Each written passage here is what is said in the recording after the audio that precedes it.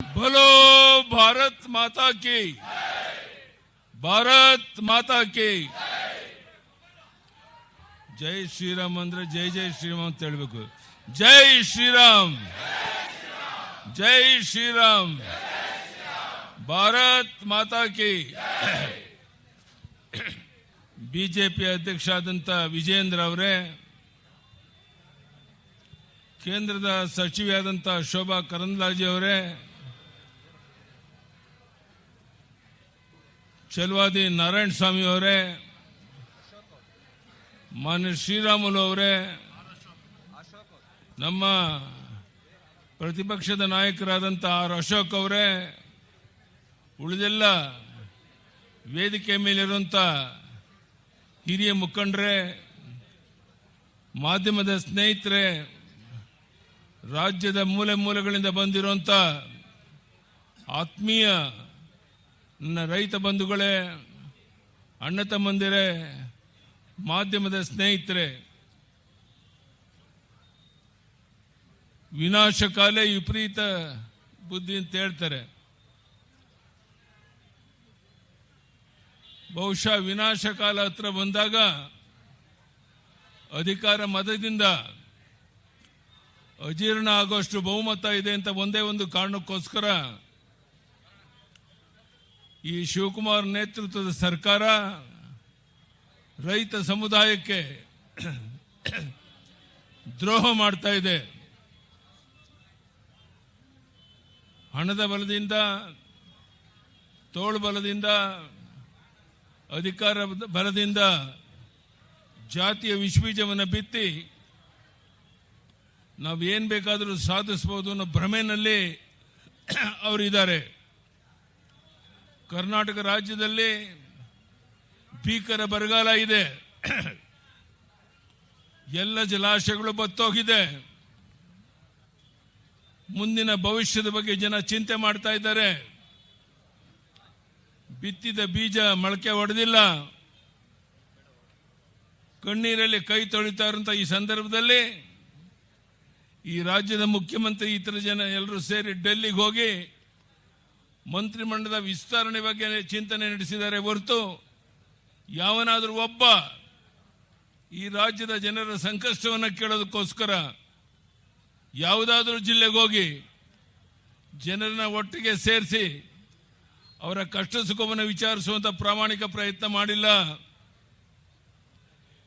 ನಾನು ಹೇಳ್ತೇನೆ, ಈ ಶಿವಕುಮಾರ್ ಸರ್ಕಾರಕ್ಕೆ ಏನು ಅಧಿಕಾರ ಮತದಿಂದ ದೊಡ್ಡ ಬಹುಮತ ಇದೆ ಅಂತ ಒಂದೇ ಒಂದು ಕಾರಣಕ್ಕೋಸ್ಕರ ಒಂದು ರೀತಿ ತೊಗಲಕ್ ದರ್ಬಾರನ್ನೇನು ನಡೆಸಕ್ಕೆ ಹೊರಟಿದ್ದೀರಾ.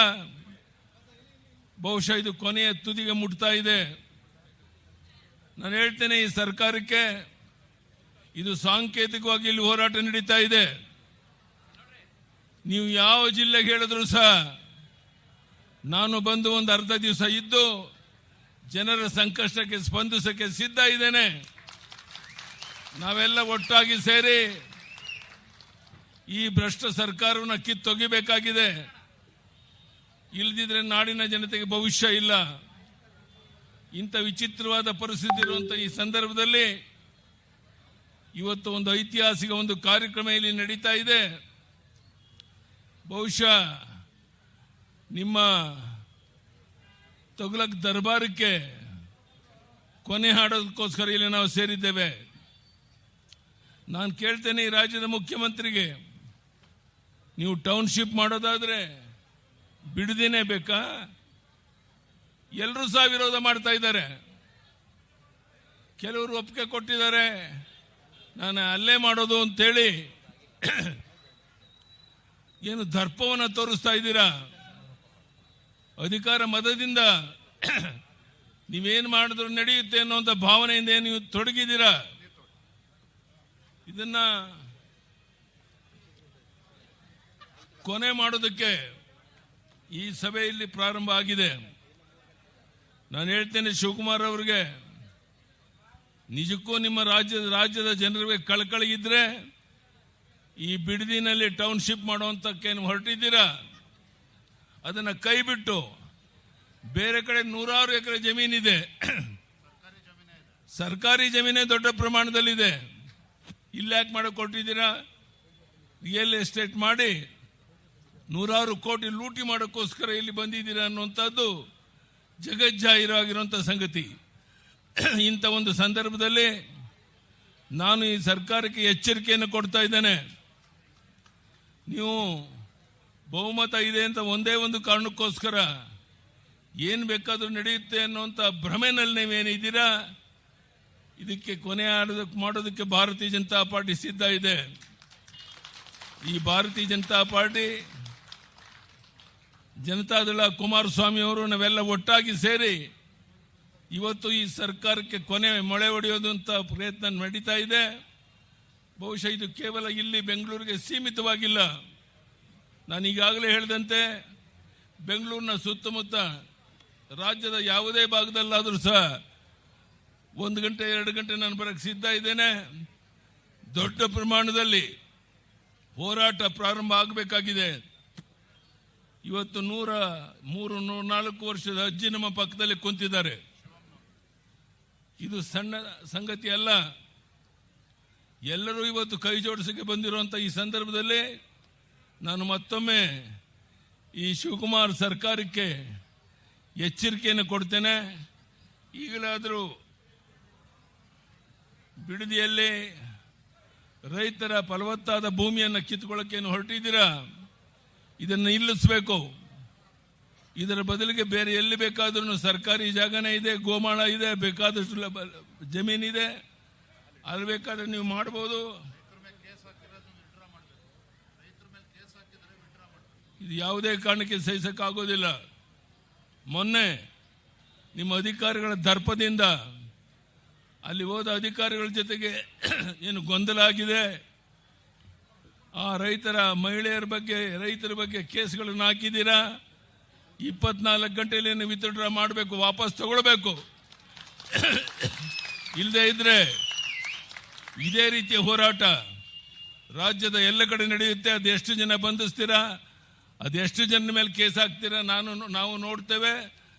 ಈ ರೀತಿಯ ದುಸ್ಸಾಹಸಕ್ಕೆ ನೀವು ಕೈ ಹಾಕಬೇಡಿ ಅಂತೇಳಿ ನಾನು ಈ ಸಂದರ್ಭದಲ್ಲಿ ಹೇಳಿ ಇಚ್ಛೆ ಪಡ್ತೇನೆ.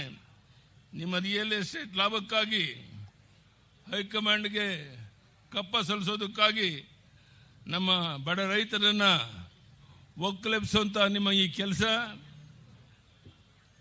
ಇದು ಸಾಧ್ಯನೇ ಇಲ್ಲ. ಈ ಟೌನ್ಶಿಪ್ ಯೋಜನೆ ತಕ್ಷಣ ನಿಲ್ಲಿಸಿ ರೈತರ ಪರವಾದಂಥ ನಿರ್ಧಾರವನ್ನು ಪ್ರಕಟಿಸಿ. ಇದು ನಮ್ಮ ಕೋರಿಕೆ ಅಲ್ಲ, ಇದು ನಮ್ಮ ಹಕ್ಕೊತ್ತಾಯ. ಬೆಂಗಳೂರಿನ 2ನೇ ವಿಮಾನ ನಿಲ್ದಾಣವನ್ನು ತುಮಕೂರು ಭಾಗದಲ್ಲಿ ಮಾಡಿದರೆ ಮಧ್ಯ ಮತ್ತು ಉತ್ತರ ಕರ್ನಾಟಕದ ಜನರಿಗೆ ಅನುಕೂಲ ಆಗುತ್ತೆ. ಅಲ್ಲಿ ಸರ್ಕಾರಿ ಜಮೀನು ಲಭ್ಯ ಇದೆ.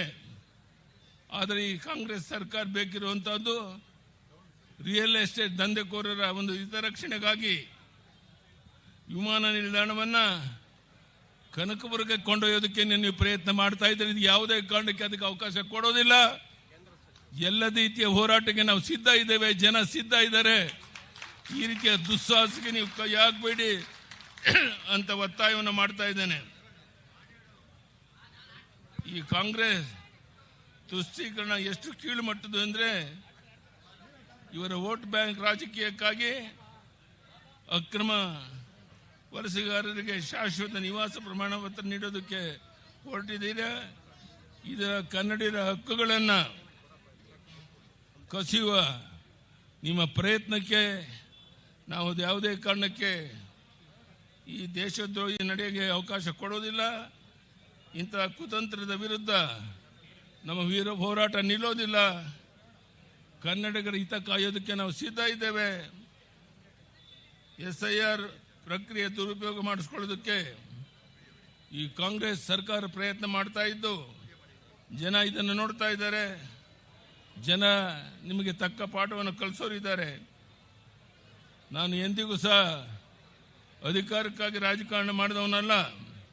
ರೈತರ, ದೀನದಲಿತರ, ಶೋಷಿತರ ಪರವಾಗಿ ಹೋರಾಟ ಮಾಡ್ಕೊಂಡು ಬಂದಿದ್ದೇನೆ. ಮಹಿಳೆಯರ ಸಬಲೀಕರಣಕ್ಕಾಗಿ ಹೋರಾಟ ಮಾಡ್ಕೊಂಡು ಬಂದಿದ್ದೇವೆ.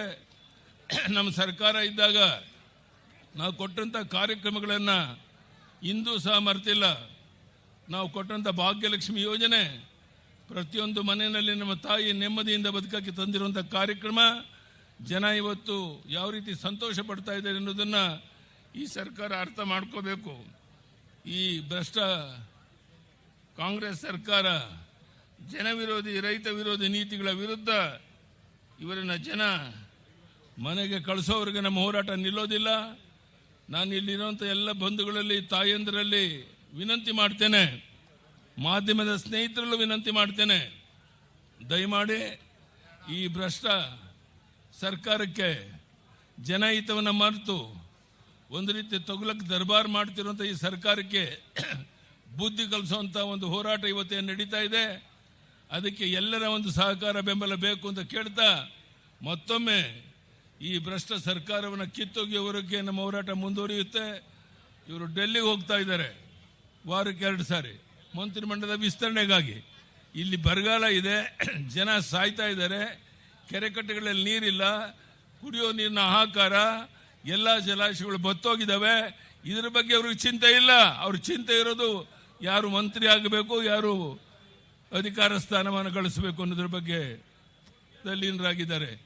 ಇಂಥ ಭ್ರಷ್ಟ ಸರ್ಕಾರಕ್ಕೆ ಪಾಠವನ್ನು ಕಲಿಸುವಂಥ ಕೆಲಸ ನಾವೆಲ್ಲ ಸೇರಿ ಮಾಡಬೇಕಾಗಿದೆ. ಆ ಕೆಲಸದಲ್ಲಿ ನೀವೆಲ್ಲ ತೊಡಗಬೇಕು ಅಂತ ವಿನಂತಿ ಮಾಡ್ತಾ ಮತ್ತೊಮ್ಮೆ ಇವತ್ತು ಕೇಂದ್ರದಲ್ಲಿ ನರೇಂದ್ರ ಮೋದಿಜಿಯವರ ಸರ್ಕಾರ ಇಡೀ ವಿಶ್ವವೇ ಮೆಚ್ಚುವಂಥ ಒಂದು ಒಳ್ಳೆಯ ಆಡಳಿತವನ್ನು ಕೊಡ್ತಾ ಇರಬೇಕಾದ್ರೆ ಅವರಿಗೆ ಸರಿಸಮಾನಂಥ ವ್ಯಕ್ತಿ ಈ ದೇಶದಲ್ಲಿ ಯಾರೂ ಇಲ್ಲ ಅನ್ನೋದು ನಿಮಗೂ ಗೊತ್ತಿರುವಂಥ ಸಂಗತಿ.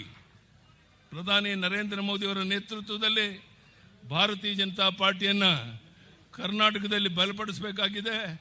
ಈ ಭ್ರಷ್ಟ ಸರ್ಕಾರವನ್ನು ಕಿತ್ತೊಗೆಯಬೇಕಾಗಿದೆ. ಅದಕ್ಕೆ ನೀವೆಲ್ಲ ಒಟ್ಟಾಗಿ ಸೇರಿ ಹೋರಾಟದಲ್ಲಿ ತೊಡಗೋಣ ಅಂತ ಹೇಳ್ತಾ, ಬಹಳ ದೊಡ್ಡ ಪ್ರಮಾಣದಲ್ಲಿ ಮಹಿಳೆಯರು ನಮ್ಮ ತಾಯಂದಿರು ಬಂದಿದ್ದೀರಾ, ವಯಸ್ಸಾದ ನಮ್ಮ ಅಜ್ಜಿ ಸಾಯಲು ಕುಂತಿದ್ದಾರೆ.